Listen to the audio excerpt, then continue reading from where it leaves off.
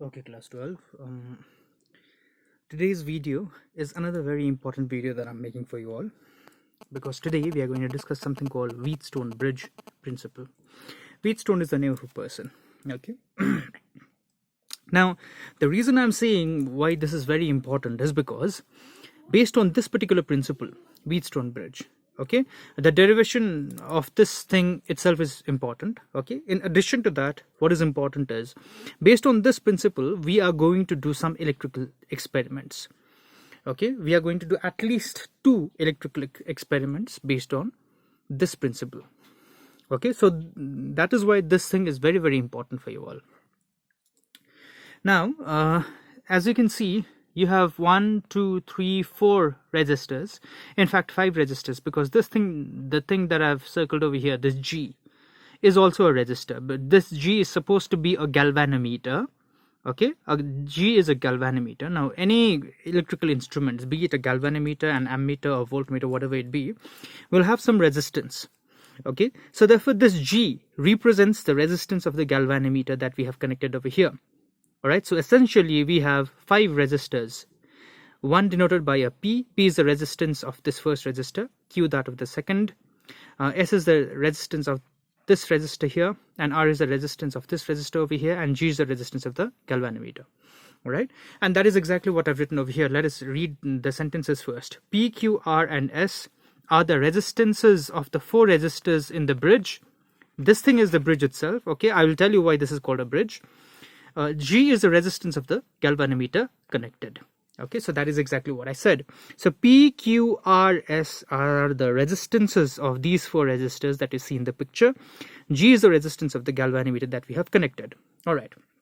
Now, why is this thing called a bridge? Okay. Now see, a bridge is basically a combination of resistors, as you can see.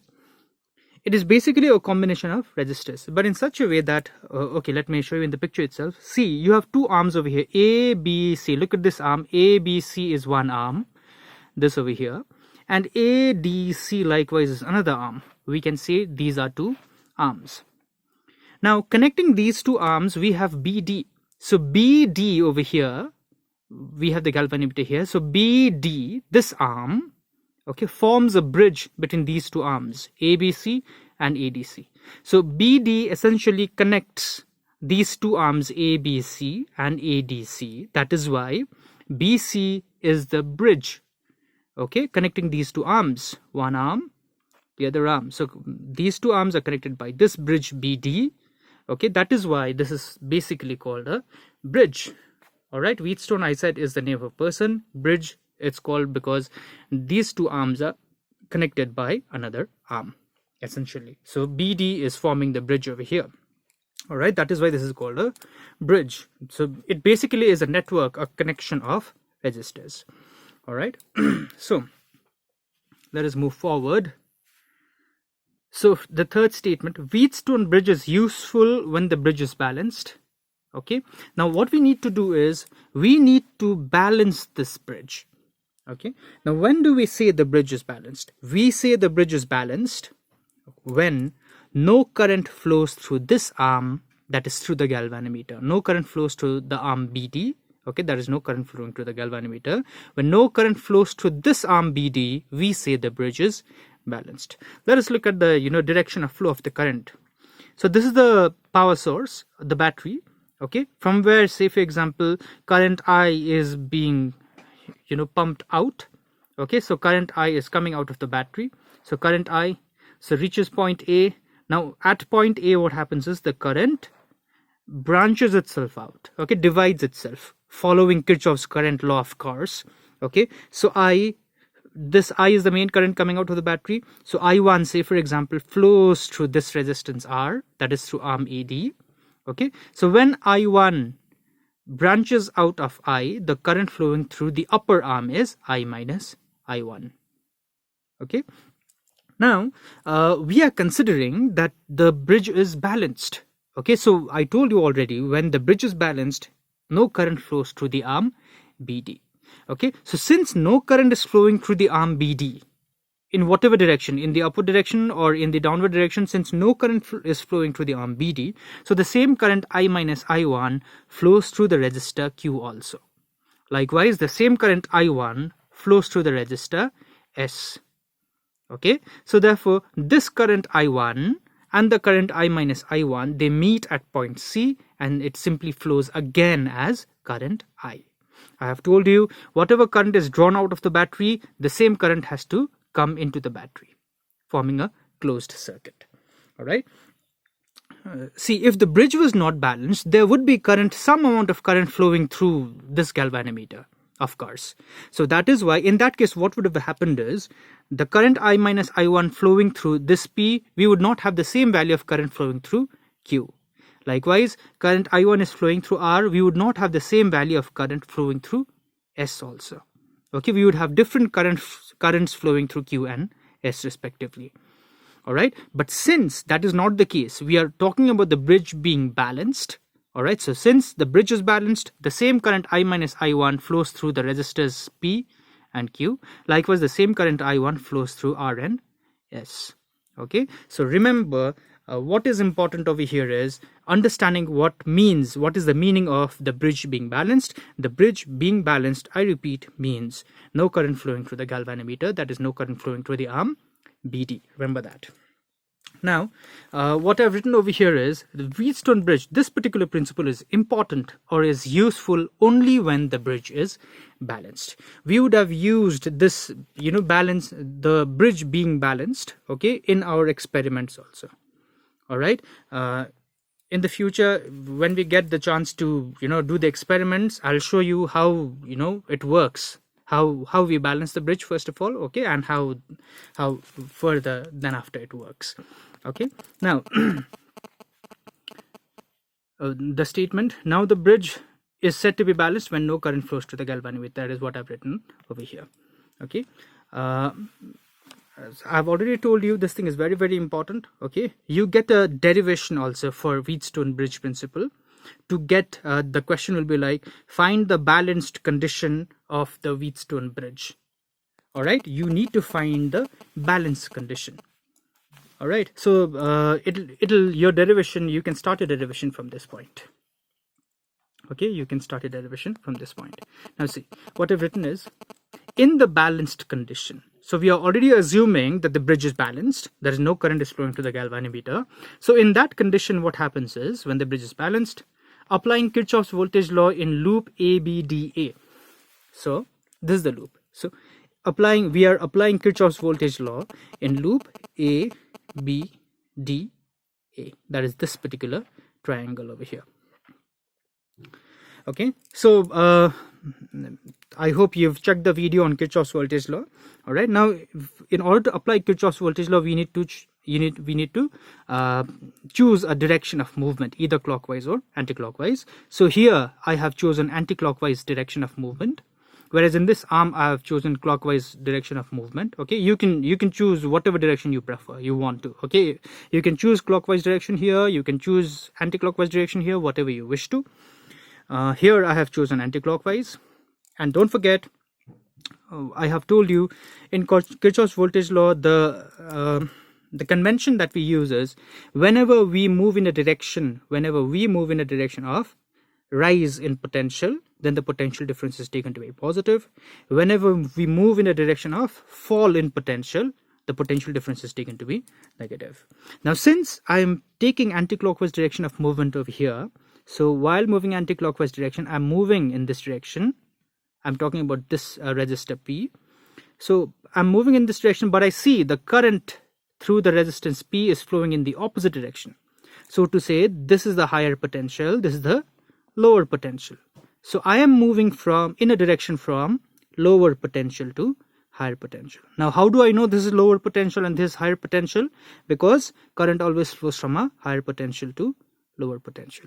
So I see current is flowing in this direction, that is from higher potential to lower potential. So I am moving, my direction of movement is from lower potential to higher potential.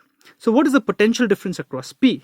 The potential difference across P is positive I minus I1 into P, because the current flowing through P is I minus I1, as you can see in the picture. So I minus I1 is flowing through P. So the potential difference across P is I minus I1 into P. Okay. Then after I come across this resistor R, so I'm moving in the anti-clockwise direction. So to say I'm moving in the direction same as that of the current. So to say I am moving from higher potential to lower potential. So I take the potential difference across R to be negative. So that is why the potential difference across R is minus I1 into R. Okay. Then after I encounter in this very loop, when I'm considering loop A, B, D, A, in this very loop I encounter this galvanometer also. But mind you, since no current is flowing through this galvanometer, we are already talking about the bridge being balanced. So since no current is flowing through the galvanometer, there is no potential difference across G, that is the galvanometer. Okay, so therefore there is no need to consider the potential difference across G. Okay, so we only have two potential difference in this loop, that is potential difference across P and the potential difference across R. And we know from Kirchhoff's voltage law that the sum of the potential differences, okay, in a closed loop should be equal to 0. All right, so this is applying Kirchhoff's voltage law in loop ABDA. So rearranging these two, I get I minus I1 into P is I1R. Okay, so this is my equation number 1. Then after what we do is we apply Kirchhoff's voltage law in loop BCDB. Now applying Kirchhoff's voltage law in loop BCDB, okay, I choose the direction of movement. I say, for example, okay, what I've chosen is I've taken clockwise direction of movement. So let us take resistance Q over here. So we see that the current I minus I1 and our direction of movement is the same. Okay, so to say we are moving from higher potential to lower potential. So since we are moving from higher potential to lower potential, so the potential difference across Q, we take it to be negative. All right, so therefore here minus I minus I1 into Q. Okay, this is the potential difference across resistance Q. Then after we encounter this resistance S and we are moving in this direction, but we see the current is moving in the opposite direction. That is, we now are moving from lower potential to higher potential. We are moving from lower potential to higher potential. That is why the potential difference across S is taken to be positive, okay, which happens to be plus I1S. So this is the potential difference across resistance S, and we've taken it to be positive. So the algebraic sum of the potential differences in this closed loop BCDB is taken to be 0. This is Kirchhoff's voltage law. All right. So again, rearranging, what we get is I minus I1 into Q is I1S. This is my equation number 2. Now, once both of these equations are valid, remember, only when the bridge is balanced, remember. Okay, if the bridge was not balanced, our equation applying Kirchhoff's voltage law would be something different. Get that thing very, very clearly, because in that case we would have to consider, if the bridge was not balanced, I told you current would be flowing through the galvanometer also. In whatever direction, current would be flowing through the galvanometer also. Okay, so in that case we would have to take into consideration the potential difference across this galvanometer also. All right, but since the bridge is balanced, no current is flowing through the galvanometer, so strictly speaking, this current is, this equation is valid only since the bridge is balanced, only when the bridge is balanced, remember that. Okay, so both of equations 1 and 2. Then after once this is done, okay, what we do is simple mathematics. Then after dividing equation 1 by equation 2, so divide this equation by this equation. Okay, what we get is this. So so this is my equation 1. So I minus I1P divided by I minus I1Q is equal to I1R divided by I1S. Okay, that is exactly what we get to see. Then after simply dividing, you get P by Q is R by S. Okay, so P by Q is R by this, remember, is the balancing condition for a Wheatstone bridge, and this is exactly what you will get to derive. You get the balanced condition for a Wheatstone bridge. Okay, the kind of question will be like that. So this is what you need to derive. It will carry 3 marks. Okay, but before you start the derivation, you have to specify that the bridge is balanced. Remember, you have to specify that the bridge is balanced. At no point, say for example, at no point you write that the bridge is balanced. Okay, If you forget to write that this is for the balanced condition, then you will lose marks, and you do every mathematics correct. Okay, you apply Kirchhoff's voltage law also correctly, but you forget to write this, all right, then you will lose marks, definitely remember that.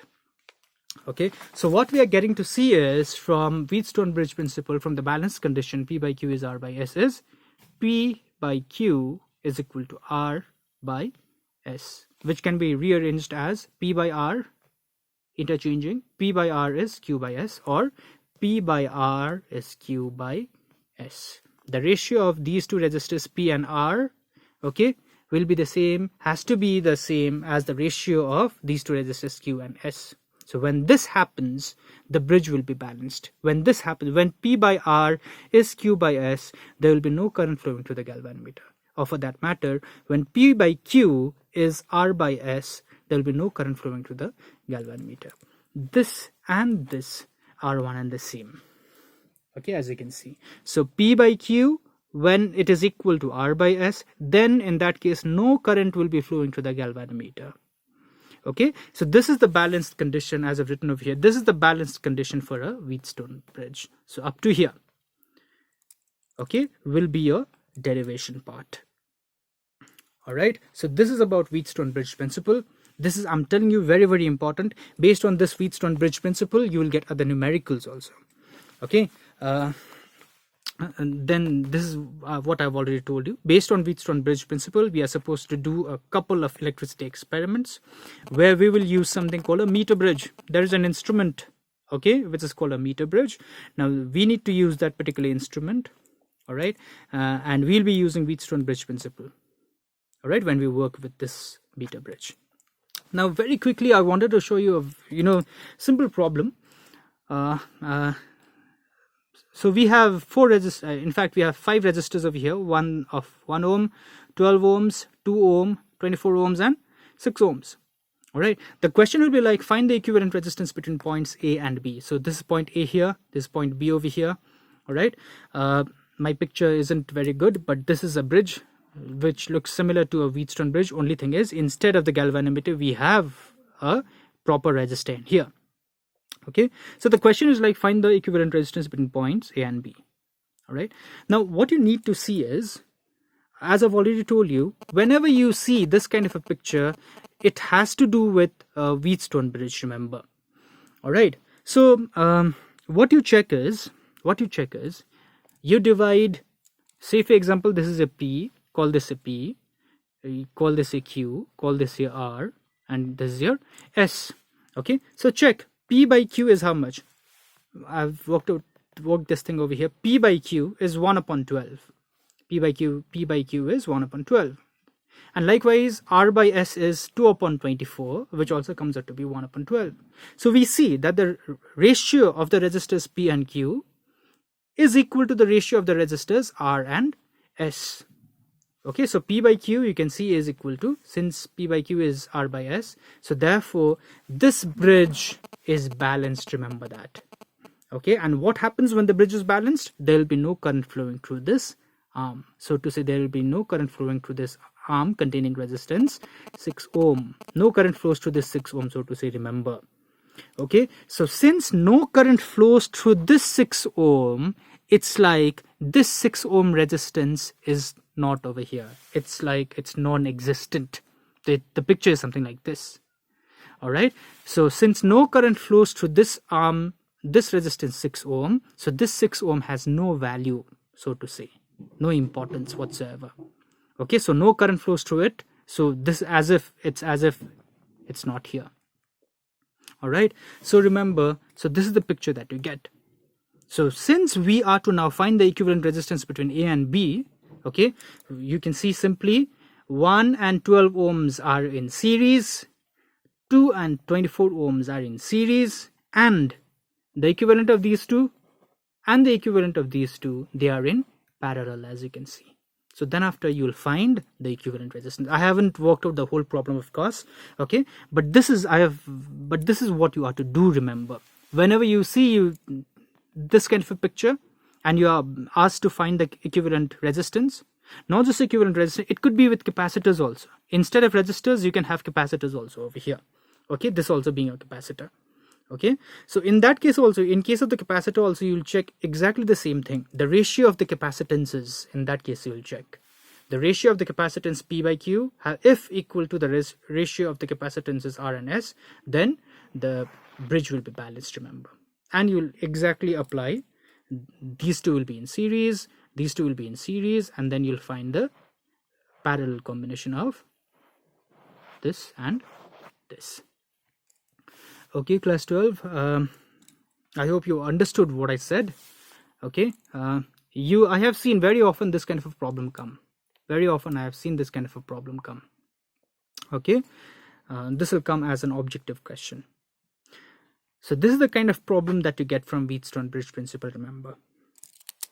Okay, so my video is already almost of 21 minutes. Okay, so I'm going to stop. Any problem you have, you can let me know, as always. Okay, so stay safe. Thank you.